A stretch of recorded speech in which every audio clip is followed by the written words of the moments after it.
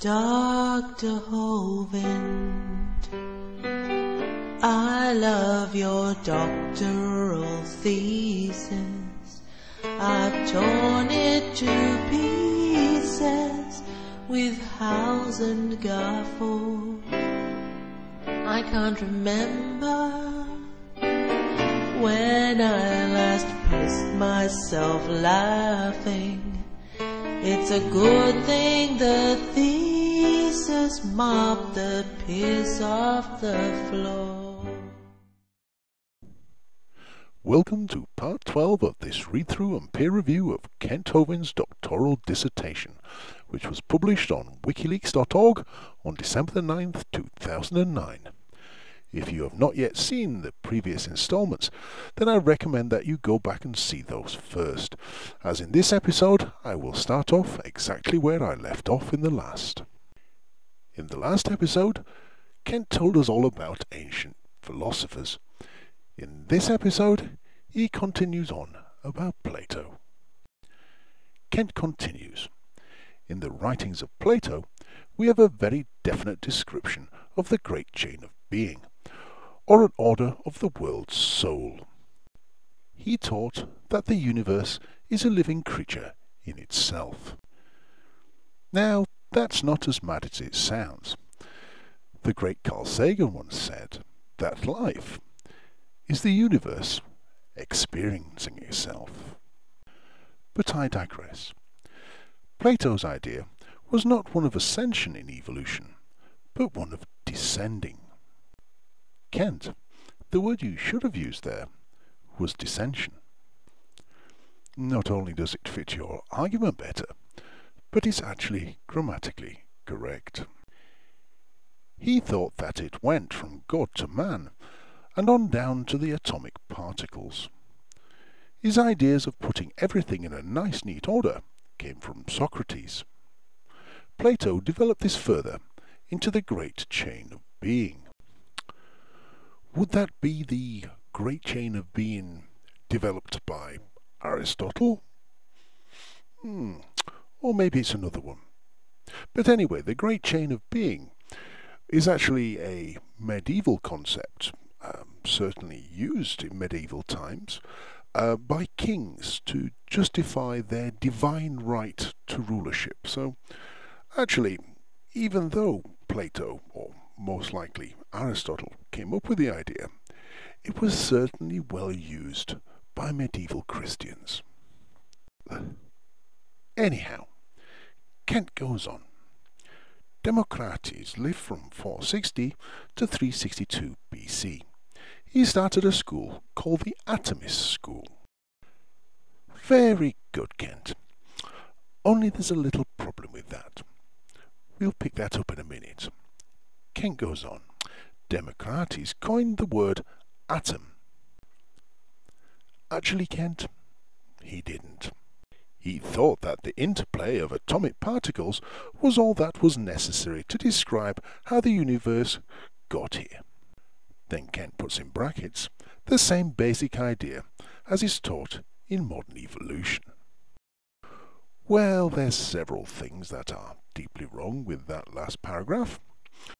First and foremost of which is that Kent has got the philosopher Democritus mixed up with the philosopher Democritus. Democritus is the student of Leucippus, and for the purpose of this exercise we'll presume that's who he meant. Secondly, modern evolution teaches nothing about atoms and molecules. It is simply the variation of gene frequencies within a species population over time. In fact, modern chemistry and modern physics is where you want to be at if you want to talk about atoms. But we carry on. Next we come to a student of Plato named Aristotle. Yes, Kent, we touched upon him earlier.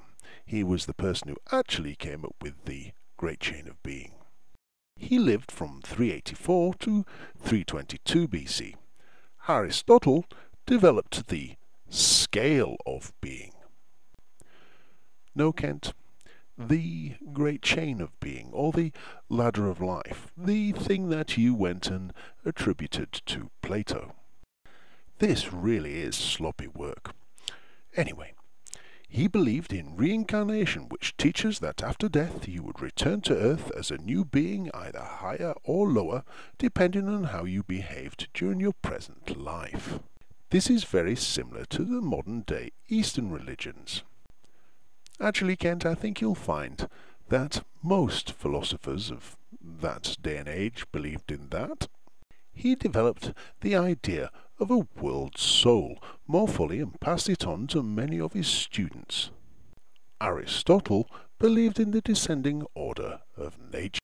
Actually, Aristotle simply graded them on a scale of perfection, rising from plants up to men. His system had 11 grades arranged according to the degree to which they were infected with potentiality. Expressed in their form at birth, the highest animals laid warm and wet creatures alive, the lowest bore their cold, dry, and in thick eggs. But Kent continues. He believed in the eternal cosmos, which says that nature has always existed. And that's why, Kent, we consider Aristotle to be a great thinker, and you to be a dumbass. He believed in spontaneous generation, which says that life arose from non-life. Aristotle is known for many scientific discoveries, and no doubt had a great positive impact on the world of science. However, his God was not the God of the Bible. His God was nature. I'm guessing that that is probably because he lived in Greece and not the Middle East, and that he died over 300 years before the birth of Jesus. These things have a really simple explanation when you think about them, don't they, Kent? Aristotle was tutor to a man named Alexander the Great. Alexander the Great was the leader of the Greek Empire in the 3rd century BC. He spread the teachings of Aristotle all around his empire, and for that we are eternally thankful. These men are all part of the Western branch of the evolutionary doctrine. They are also a great deal more intelligent than you are, Kent, and they gave us countless revolutionary and unique and original ideas still in use today. The Eastern branch was also developing during this same time. People had travelled from the Tower of Babel to the eastern countries of India, Pakistan and China. Civilizations began developing there. Beginning around 500 BC, there were at least 5 major religions that were developing in the East. The story gets a little confusing as we try to trace the history of evolution. Kent, it's been confusing for the last 15 pages, and that's generally because what you are talking about has absolutely nothing at all to do with evolution.